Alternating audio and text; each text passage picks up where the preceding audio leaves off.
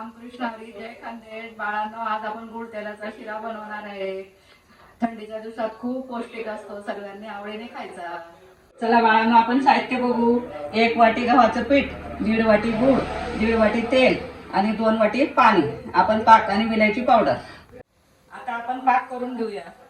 2 वाटी पाणी, 1.5 वाटी गूळ. पाक करून घेऊ. गुळाचा चांगला एकसारखा हलवायचा. पाक तयार झालाय बाळांनो. आता पाक आपण काढून घेऊ एका पातेल्यात आणि त्याला चाळणीने काढून घेऊ.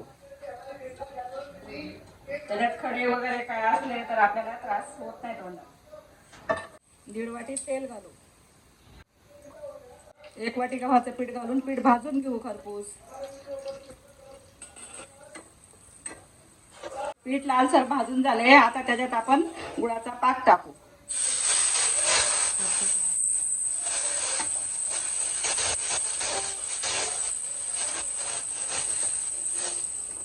पाक टाकून एकसारखं हलवत राहायचं. आता चवीला विलायची पावडर टाकू. एकसारखा हलवायचा. बघा बाळांनो, गुळाचा शिरा तयार झाला. थंडीसाठी पौष्टिक असतो.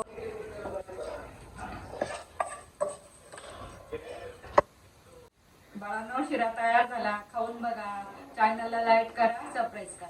बाळांनो, शिरा कसा झाला तुम्ही करून बघा, मला कमेंट करून सांगा.